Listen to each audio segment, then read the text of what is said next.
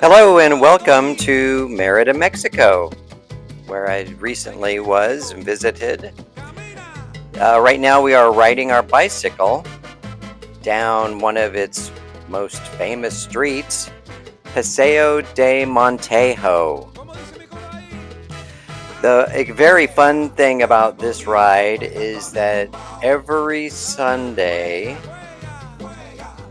they shut the street down one way to cars. So from about 8 a.m. to noon or 1, it's shut down and only walkers, bike riders, interesting bikes, and rollerbladers can cruise this street freely. It's really fun.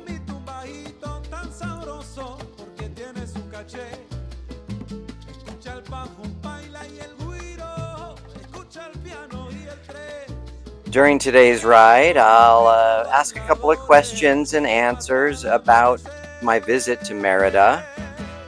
And later on, I'll read some fun facts about a tremendous monument on this street.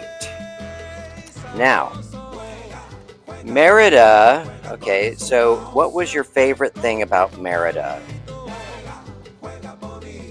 Well, I'll tell you, it has a lot of history. It's very beautiful, and it's got a lot of beautiful architecture, and the people are very nice. As you can see here, there are a lot of artists that come out for this event on Sunday, and I would say actually, if you want to pick up a little keepsake or a souvenir, this is not a bad place to come because they're generally drawings or paintings and they travel easily and they're unique. They're unique to the area. They're very good, and I would highly suggest taking a look at these things for either gifts or souvenirs. How many days would you recommend staying in Mérida? Well, I was there for about a month, and I like to go slow and easy. But, I would say at least a week. And there is so much to look at. It's basically the Yucatán, and they really hold on to their tradition. So there's going to be a lot of cenotes, which are warm spring water that you can swim in.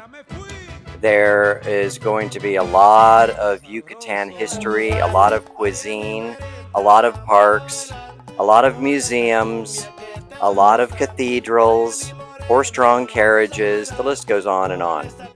And it's a very fun place to visit in Mexico, on the East Coast. It's less touristy than your Cancuns or Playa del Carmen or Tulum or Cozumel. Those are very fun to visit, as a tourist. Beach town, of course. This is landlocked. The nearest beach town is 30 minutes north, called Progreso, which I'll do a little video on that. It was a fun visit. And to the right or the east is Cancun. So there's a lot of it's a good jumping off point on the East Coast. Now, is Mérida safe for solo travelers or families? Ironically enough, Mérida is maybe the safest city in Mexico. It's super safe. So yeah, it's very safe. It doesn't get any safer in Mexico, let's put it that way. I think it's only behind, as far as the Americas go, one town in Canada. It's very safe. There's a big police presence, lots of cameras, and you feel totally safe there. You feel like the police are not, they're not unscrupulous. As in some other towns, you kind of feel that way a little bit, but not here. You feel very, very safe here. Okay, so the cuisine here is very different from other cities in Mexico. It is Yucatan cuisine, and it's actually kind of hard to find regular Mexican food.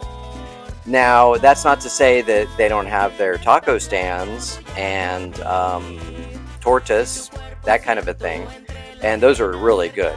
But when it comes to restaurants, they really embrace their Yucatan heritage. And the Yucatan food is very good. It's just different than Mexican food. So it's a good change of pace. A lot of, I think, chicken and turkey. Yeah, turkey. Lots of restaurants, plenty of restaurants to choose from, and try it all out. There are quite a few restaurants, you can Google it, that are very famous and provide you with top-notch Yucatan cuisine.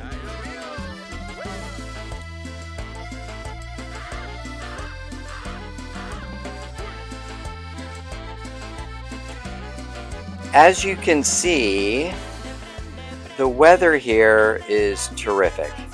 I was here in January and it was warm compared to other parts of Mexico during January. So I would suggest coming here during the winter time. I think it gets really, really hot, maybe even humid during the summertime. But if you can, pick the winter time, because it was very, very nice, very pleasant. What you're looking for in Mexico, but it was hot, so I do believe it gets hot here. It is jungly, so it's kind of a little buggy, but other than that, it was really pleasant during January. I would say come during the winter time. Now here we are at the monument that I was talking about. This is a big monument on Paseo de Montejo in Mérida, and rather than butchering the Mexican name, I'm just gonna translate it, and it's Monument to the Fatherland. It's an impressive, massive stone sculpture that tells the history of Mexico, especially focusing on the Maya heritage and the country's evolution over time. The monument is covered in intricate carvings, including images of Maya rulers, Spanish conquistadors, and important moments in Mexican history. At the center, there's a towering figure that represents Mexico as a nation, with an imposing eagle at the top, a symbol of strength and identity. It's located on a roundabout at the southern end of Paseo de Montejo, Mérida's most famous avenue. It's impressive, as you can see. It's very impressive.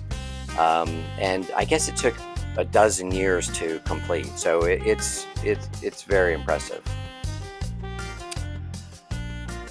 Now, as far as the bike riding, you can tell that this is a really fun event. Drink companies will come out and hand you free drinks along the way, kind of like a marathon, which is super fun. And all of the businesses on the street will actually loan you bicycles.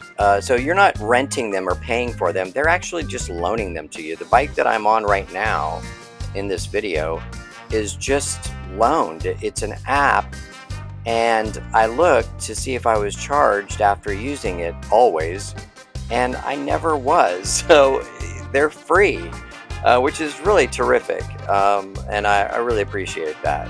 This is a really fun event. One of the many socially, cultural, wonderful things about Mexico. Now, as far as festivals and events go, they're constant here in Mexico. I mean, it's just every night. There'll be a setup one day and then an event for 3 days in any given park or shopping area. Anyway, that will do it for this particular video. I hope you enjoyed it, and until next time, thanks.